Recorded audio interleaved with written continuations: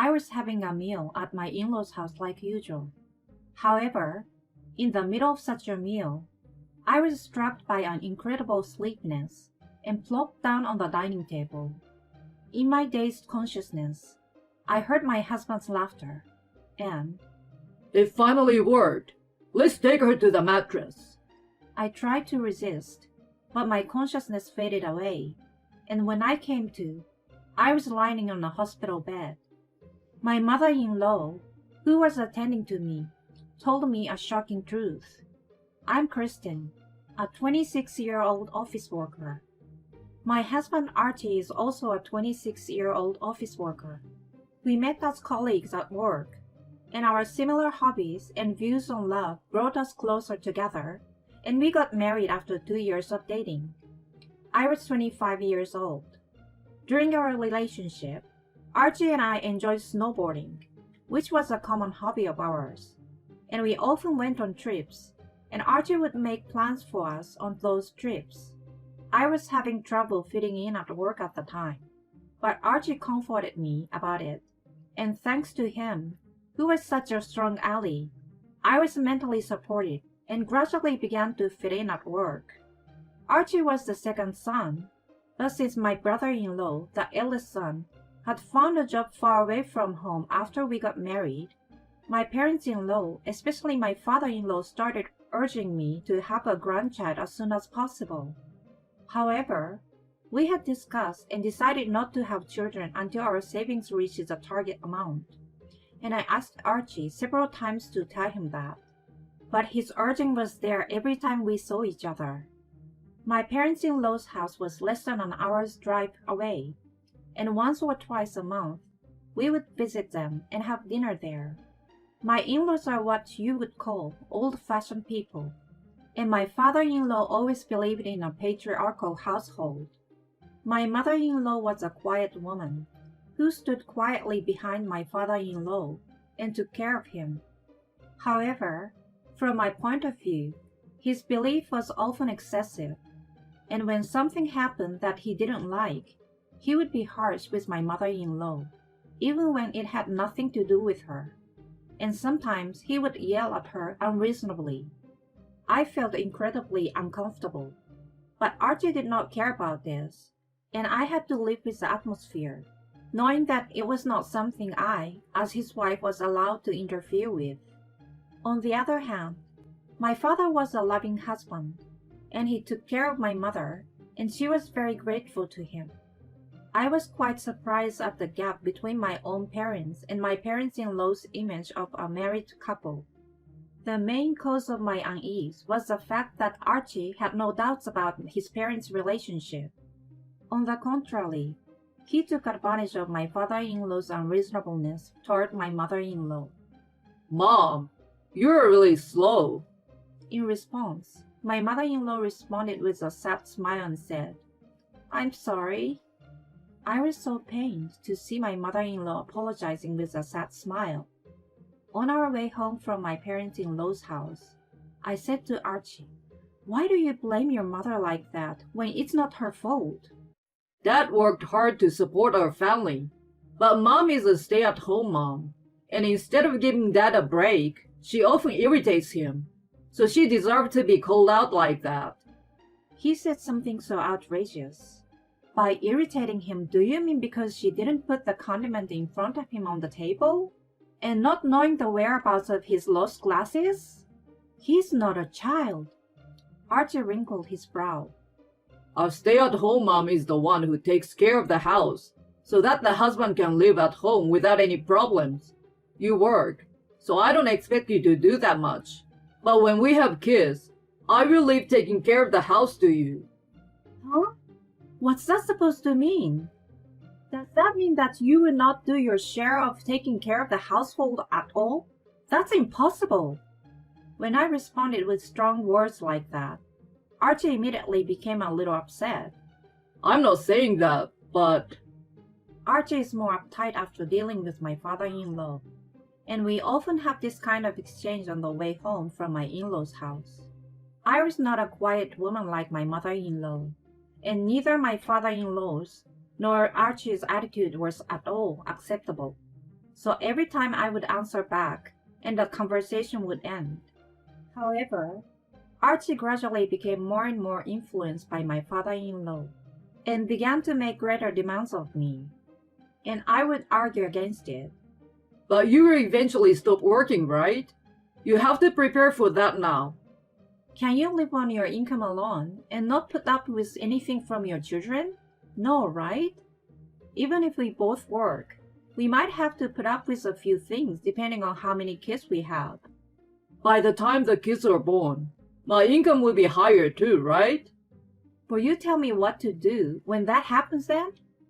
Don't tell me to do all the housework now, or to visit my in-laws alone, or be a big jerk. Archie's face turned bright red at what I said, but he seems to be at a loss for words, so he cut off the conversation as if he was trying to escape. After a while, my father-in-law contacted me again.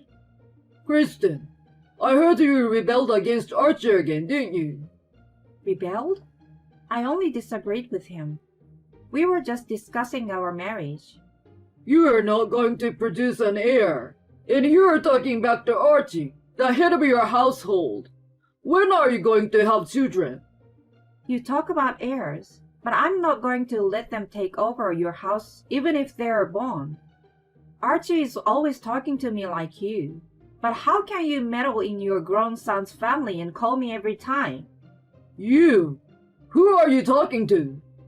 My forceful rebuttal left him speechless, as it did to Archie, and in the end, he said, Enough! He hung up the phone childishly. I was still thinking naively how I could convince Archie, who had been consumed by my father-in-law's patriarchal mindset. However, my thoughts were not enough. Since my dad is eager to have an heir, let's start having children, even though it is not our plan. I froze for a moment, not understanding what he said. No, my child is not going to be the heir of my in-laws unless he wants to be. Our savings is not yet enough, and you haven't even gotten a raise. How are you going to make a living while raising a child once I get pregnant? Archie sighed deeply in response to my answer. My parents and your parents will help us, won't they? Of course it's better to have children while you are young. Archie tries to force me to proceed with the conversation, and as expected, I was disgusted and rejected him. This led to an awkward relationship between us.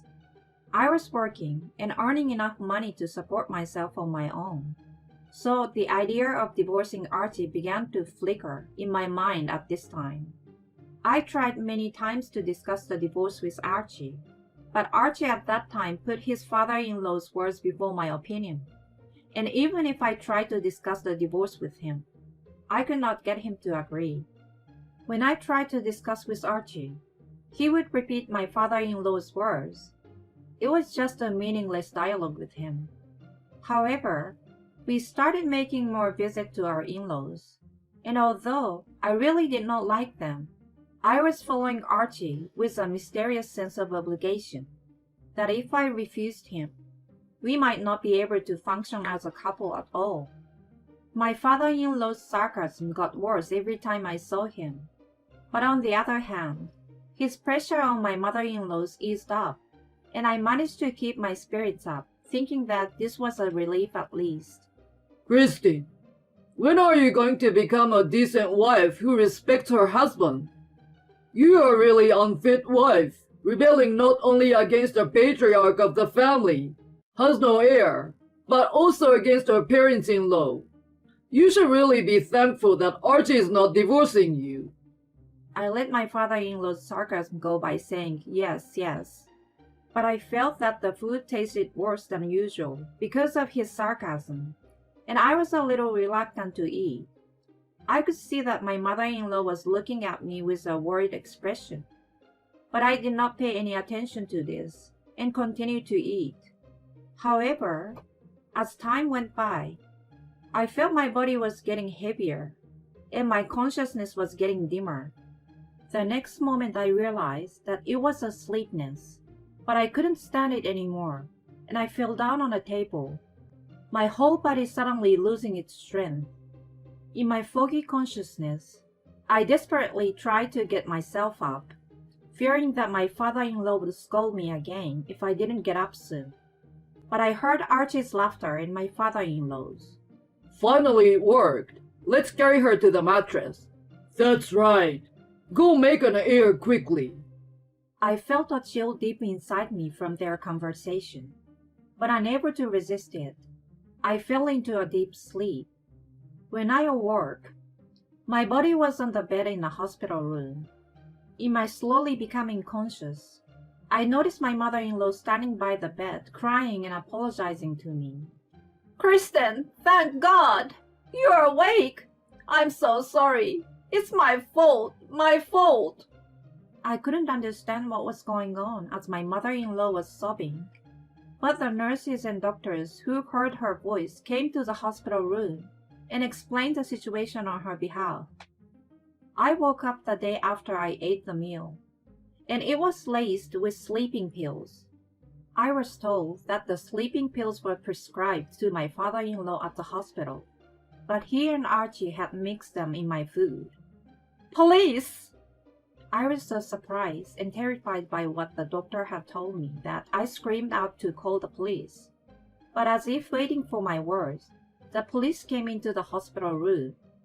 Your mother-in-law called us, and we investigated this case. The police officer interviewed me and told me about my father-in-law and Archie. He told me that they had been brought to the same hospital in a serious condition and were now hospitalized under observation and absolute bed rest. As I was getting confused by the police words, he gave me more details. It seems that Archie and my father-in-law, frustrated by my reluctance to have children, had planned to put me to sleep and then proceed. They used the sleeping pills that had been prescribed for him. The reason why I felt the food tasted bad was not because of the sarcasm of my father-in-law or Archie, but because the food was actually laced with sleeping pills. My mother-in-law, who knew about this plan, tried to persuade them to stop it, but they did not listen to her at all. She tried to tell me directly, but they prevented her from doing so. So she contacted my brother-in-law, who lived far away, and asked him to help her. On that day, he was supposed to arrive at my parents-in-law's house before us, but he was delayed due to traffic. I remember the worried look on my mother-in-law's face as she looked at me, and it made sense. But why are they both in the hospital? Grant arrived just in time to see Archie and Hank holding you, and pulled you away from them. But they both got mad at him and grabbed at him. But Grant, he wrestles and that's judo. In other words, they were so angry at him for saving me, and they tried to attack him, but got injured so badly that they had to be hospitalized. However, it seems that Archie had brought out a kitchen knife against him at that time, and it was a close call between self-defense and excessive self-defense. My mother-in-law kept crying during this time, holding my hand. I'm so sorry. But I was able to wake up in the hospital because of my mother-in-law's courage. Thanks to you, I was able to escape from their plan. Thank you very much. I then waited for my health to improve, contacted the company, and started working on my divorce from Archie. Again, my mother-in-law told me, I can only do this much, but... She gave me not only the recordings of the conversations between Archie and my father-in-law planning this matter, but also the recording of the sarcasm he had been hurling at me. Why? I've been talking to my eldest son about it for a while. He told me to keep the recordings in case something happens. I thanked my mother-in-law for her kindness, and at the same time, I asked her, "You're not going to get a divorce?" Actually, I got divorced and decided to live with my eldest son. I had resigned myself to the fact that I would have no money to live on after the divorce, but Grant said he would take care of it. My mother-in-law looked a little relieved and told me about the future. I was worried about my mother-in-law, even though we were no longer related. So I was relieved by her words. With the evidence I had received from my mother-in-law, and in consultation with my lawyer, I filed a claim for compensation, a police report, and a restraining order against Archie and my father-in-law, and left the rest to my lawyer, explaining the situation to the company and informing them of my resignation.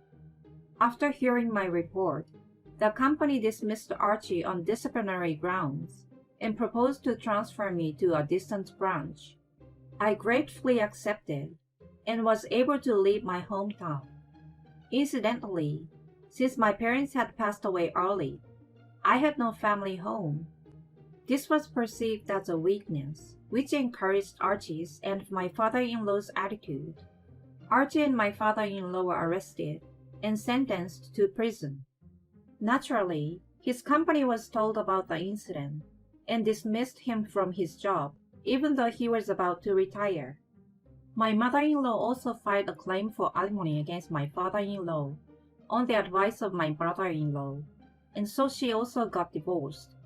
They tried to borrow money from their relatives, but they did not cooperate with them, so they borrowed money from a shady financial institution to pay the alimony. The sanctions against my brother-in-law were also justified by her lawyer, and he ended up without any charges.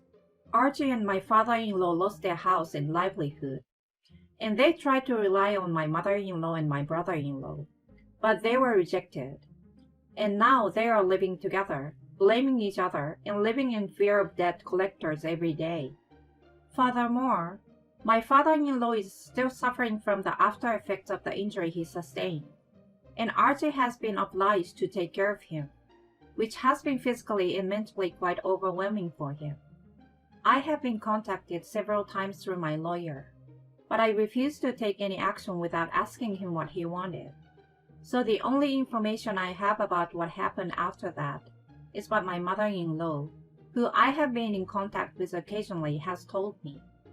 As for me, I have begun to get used to the life in a new place, and although I suffered from a trauma so severe that I could not eat anything but my own homemade food at the beginning of the divorce, the symptoms have subsided and I can now eat meals served by restaurants.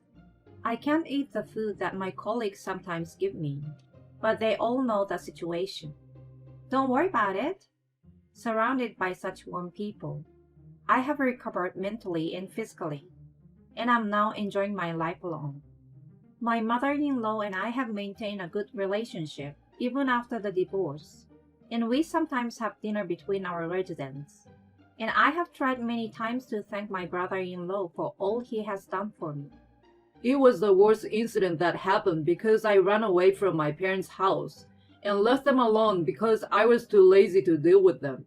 So I would rather pay alimony to you too. But I never let him do that for me. I can't forget everything that happened, but I'm looking forward to the future and hope to recover from it in time.